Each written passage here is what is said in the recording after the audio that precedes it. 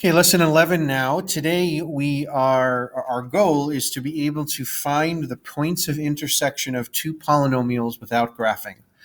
We know we could do this on Desmos, but our goal is to be able to do this without graphing. So these are the steps here. And what I will do is show you how the steps work by simply going through these examples.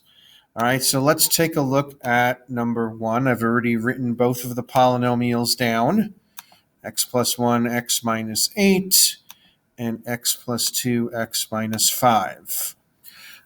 So step 1 is to convert both polynomials to standard form if necessary. So that means for here, I will need to box method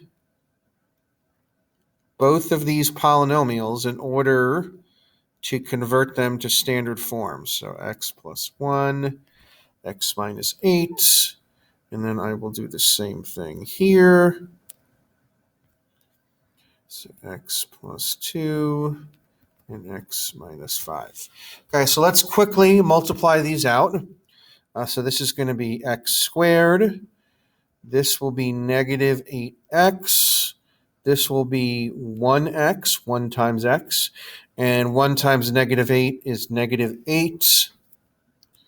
So if I put all of this together, I'll end up with x squared.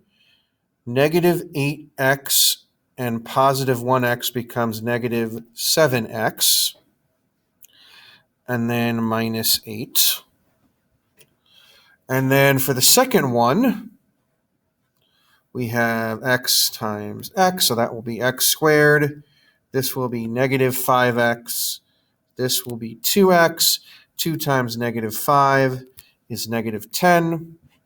So if I put all of this together, that will be x squared. Negative 5 and positive 2x becomes negative 3x. And then minus 10. So that is step 1. Convert both of them to standard form. Set both polynomials equal to each other. Okay, so x squared minus 7x minus 8 equals x squared minus 3x minus 10. Okay, so I'm setting them equal to each other, and now I'm going to solve for x. Now in this case, all right, notice on both sides of the equal sign, I have an x squared over here, and I have an x squared over here. Now, because I have the same thing on both sides of the equal sign, those two things actually cancel each other out. So the x squareds actually cancel each other out, leaving me with negative 7x minus 8 equals negative 3x minus 10. Okay, so now I can go ahead and solve this for x. So the first thing I'm going to do is I'm going to move this 3x over by adding 3x to both sides. So negative 7x plus 3x, that's going to be negative 4x minus 8 equals negative 10. Now I'm going to move 8 over by adding 8. So this gives me negative 4x equals negative 10 plus 8 equals negative 2. All right, so let's move this up here. And then finish it off by dividing both sides by negative 4. So negative 2 divided by negative 4 is going to be positive 0.5. So x equals 0.5. Okay, and that is it for solving. So we solved for x, and then number 4, plug each of the x values into one of the original polynomials to find the y values. Okay, in this case, there's only one x value, so I'm going to pick one of the two original polynomials. So I'm just going to pick the first one right here. So x plus 1 and x minus 8. And I'm going to plug in for x. So I'm going to plug in a half for x. Okay, so this becomes 1.5, and then 1/2, 0.5 minus 8 is negative 7.5, and then multiply those together, and I get negative 11.25. That is my y value. So my point of intersection is x equals 0.5 and y equals negative 11.25. There's only one point of intersection. Now, what I'm going to do is, just to make sure I'm correct, I'm going to go on to Desmos, and I am going to put in the polynomials. So we have our first polynomial was x plus 1 and x minus 8. And our second polynomial was x plus 2, x minus 5. Okay. And we're going to look at the point of intersection here.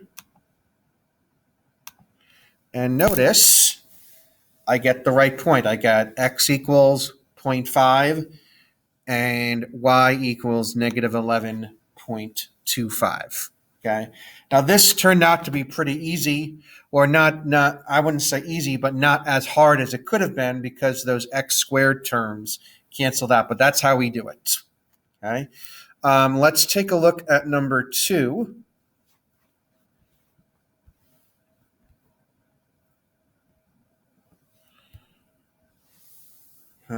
So let's take a look at number 2 here.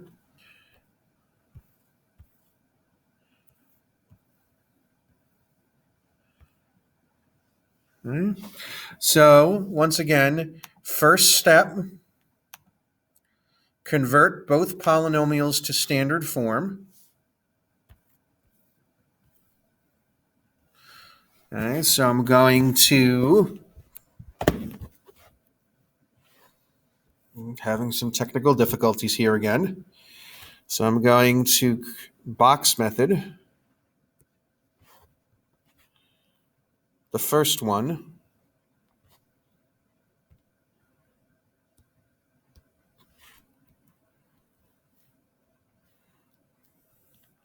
So x plus 7, x minus 4. So x, so this will be x squared. This will be 7x. This will be negative 4x. And this will be negative 4 times 7. It's going to be negative 28. So put that together. That's going to be x squared. 7x and negative 4x is positive 3x minus 28. Now this one right here, this one's a little different. This one's already in standard form, so I don't have to convert it to standard form. So I don't have to do anything with that one because it's already in standard form. So I can go right ahead and set both of those polynomials equal to each other and solve for x. So if I do that, I'm going to have x squared plus 3x minus 28 equals x minus 4. Now this right here is a quadratic, which we learned about in the last unit, in the Algebra 1 unit. So the first thing I need to do is I need to get it so that it's set equal to 0.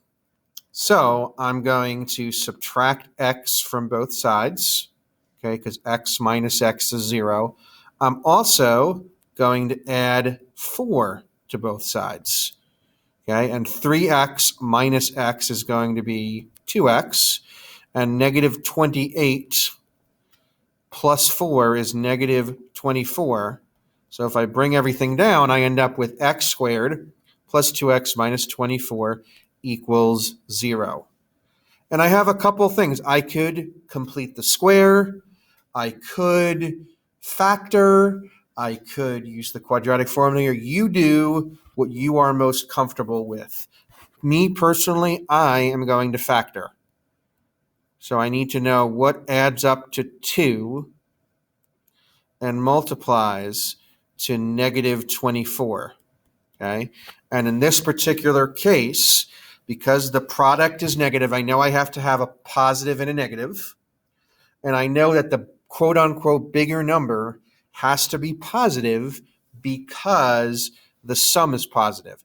And it turns out it's going to be 6 and negative 4, right? Because 6 plus negative 4 is 2, and 6 times negative 4 is negative 24. Again, I'm choosing the factor. If you prefer to use the quadratic formula or to do completing the square, you do what you are most comfortable with. Once I do this, I can now set these equal to 0. So I have x plus 6 equals 0 and x minus 4 equals 0. So here I'm going to have x equals negative 6, and here I'm going to have x equals 4. So because I got two x values, that tells me that there are going to be 2 points of intersection. So once I solve for x, as it says here, I'm going to plug each of the x values into one of the original polynomials to find the y values. So I'm going to choose either this one or this one. Now, for the sake of this example, I'm going to choose this one because this one looks easier. So I'm going to choose so for x equals negative 6, so let me write this down. So x minus 4 is the polynomial. So let's, for the first x value, the first x value is going to be negative 6 minus 4, because that was the first x value. That gives me a y value of negative 10. So my first point of intersection is going to be x equals negative 6 and y equals negative 10. And for the second y value, okay, again, I'll use the same polynomial, but now I'm going to plug in x equals 4. Well, 4 minus 4 is 0. So my second point of intersection is x equals 4, y equals 0. 4, 0. Okay, so that right there,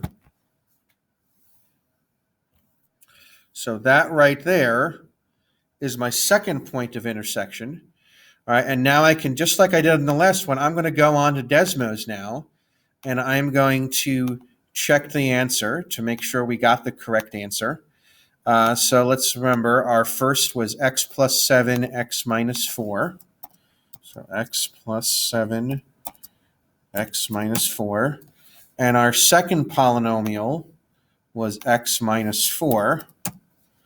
And if we check our points of intersection, so there's one down here. Notice I got negative 6, negative 10. And my second point of intersection is 4, 0.